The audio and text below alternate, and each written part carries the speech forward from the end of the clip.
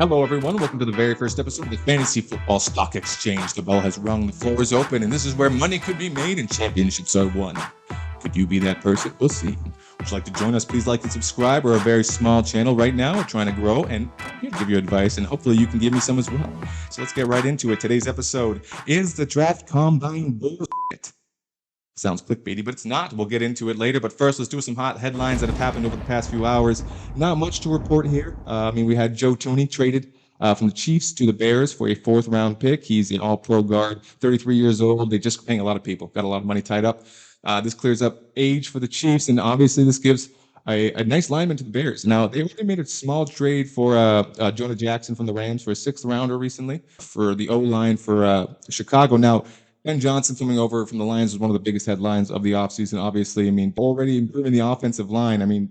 This is just going to be good for Caleb. Off-season, sometimes this is the time to make those trades that you really believe in Dynasty. And Caleb's coming off a season where he was outshined by Geno Daniels. I think right now is the best time to trade for him. They could be doing stuff. This is going to be a great, most likely for Caleb next year. I think he's going to be a lot better than he was this season.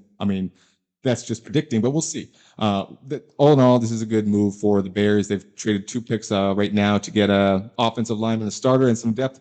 The other big headline was Joey Bosa released from the Chargers. That's pretty big. Obviously, a massive name that has been a defensive menace for the past few years. He's now moving on. We'll see where he goes. Maybe he joins his brother down in San Francisco. But what does this mean for fantasy? We don't really talk about defenses that much, but this is more for Justin Herbert, Chargers offense. Maybe this means that they're not going to be playing a lot of close, slow, grinded out kind of low scoring games. Maybe this means that the games might start breaking open a little bit. The Chargers might have to start coming back from down, or maybe have to put more points on the board faster. We know that towards the second half of the season, Herbert was throwing more, and they start to get more into like their receivers. We saw Ladd McConkey doing fantastic.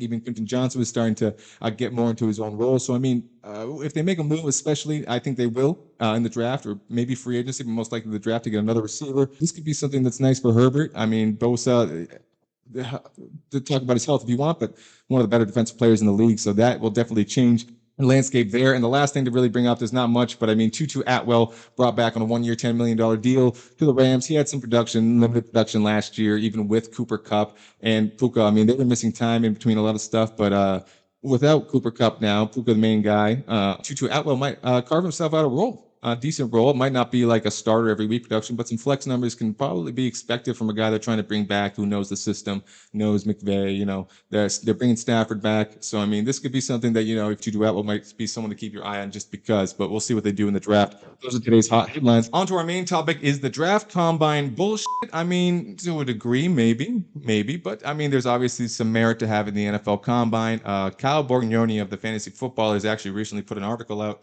The Fantasy Footballers, great group of guys, by the way, do a lot of great research over there. He compiled a list and evaluated several reports of NFL analysts looking at the combine over time and kind of seeing what really matters at these kind of drills, and is the combine really what can you gather from the combine really? Like, what drills matter the most? Overall, it seems that a lot of drills can might more boost a player's draft stock, which is something that we like in fantasy. Obviously, draft stock is extremely important for rookies. But in terms of pushing a guy in your own rankings up because of something that happened at the combine, maybe take it with a grain of salt. We're going to get into it right now, starting with quarterbacks. A lot of times, the quarterback drills are mostly just coming down to their agility and speed and their physical drills, because that's really what you can kind of see from these drills. You're not going to be able to see how fast they are reading defenses in a combine. You're not going to see how good they are at leading a team in the combine. But in terms of getting the physical gifts and what they are capable of on a physical level, it's good. That's what the stuff you want to look for in the QB drills. Obviously, we see this year, Shedeur Sanders didn't even do a lot of these drills, maybe trying to go off of his college production and show what he could do there. Regardless, QB is one of the hardest positions to scout in general. It's one of how often do franchises get franchise quarterbacks right? It's an extremely hard gamble to get right. And on top of that, you need to have a good coaching staff. So quarterbacks, scouting reports, you look at the physical stuff just to see how they might perform on a rushing, two-way kind of player basis. But other than that, take it with a grain of salt. Running back has a little bit more drills you can look into, but for the most part, production profiles for running backs is great. You do want to see, it's good to see how good they are at the three cone drill. I think was one that he mentioned with Tyron Tracy last year being excelling at that a lot, and obviously he was out of nowhere a rookie that did fantastic. But I mean, I think part of his success also was converting from a wide receiver. You got a lot in the receiving game. A lot of times running backs, you're going to see their production profiles in college, see what they're capable of doing in college. Can they break tackles? Can they get to that second layer? Can they make the moves and get the guys off them? That's the stuff that you want to be seeing on film. And at these, are they doing it against top competition? That's really what more matters for running backs, and kind of similar as well for receivers. He was kind of going into, we saw stuff from like Puka and Brian Thomas and certain drills that could indicate that they were going to be good players, or going to be fantasy changing players. But it varies a lot. I mean, those are that's stuff to pay attention to. If you're really looking at guys, maybe that are going to be second round dynasty picks, third round dynasty picks, those are the guys maybe you want to do the research on their individual route drills just to see how they did. But other than that, I mean, wide receiver also varies so much. There's just so much to how, a wide receiver can get open. And that honestly, a lot can be seen, no surprise, from college production. Are they producing from their freshman year to their junior or senior year, or are they kind of like falling off? They had one amazing season, or maybe they have their big games against smaller schools, and just see how much do they dominate the targets on their team. That's always that's usually an indicator for how that receiver is going to be in the NFL, rather than the individual drills that they go through. I mean, we know the John Ross effect. Seeing a good 40 time doesn't always mean a receiver is going to be that great. Same with running back. Same with a lot of these players. But interestingly enough, the tight end is one that, especially because it's more of like one tends to be drafted after the other skill positions, or later round picks. Tight end is something you might want to pay attention to, mostly for their 40 and their bench press agility drills, to see how they would be down the field stretching tight ends, because that's what we love for fantasy. Of course, we don't really care about how good they are at blocking. Teams do, and that's why they want to look at the bench press. And you know what?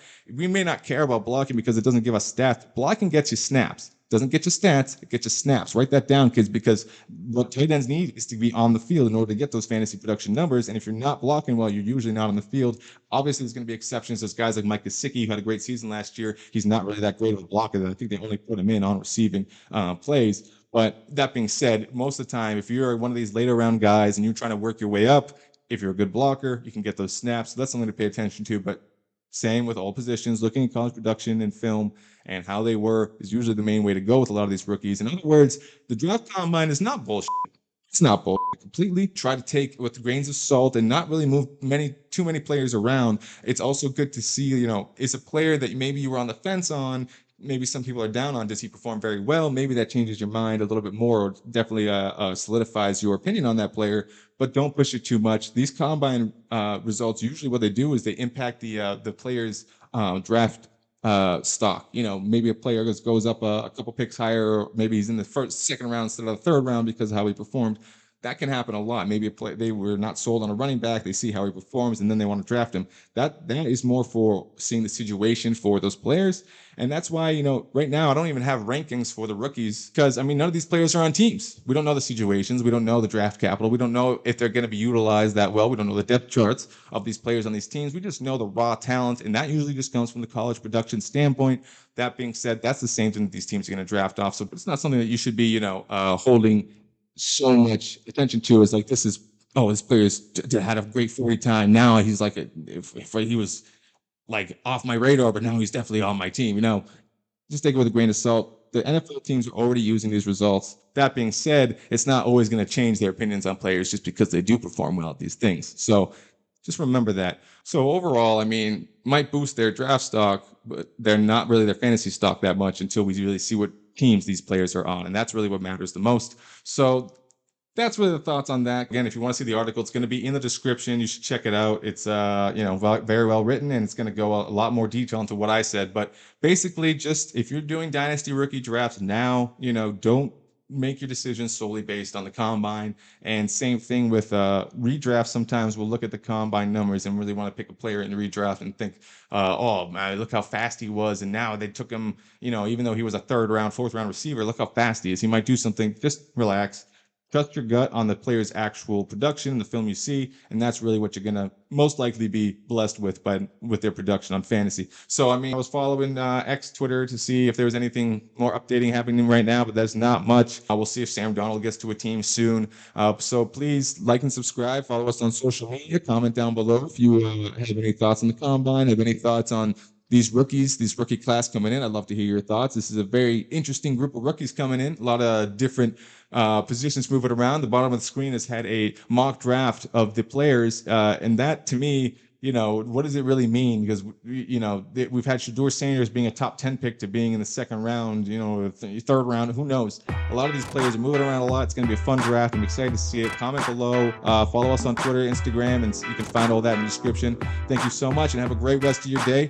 The floor is now closed.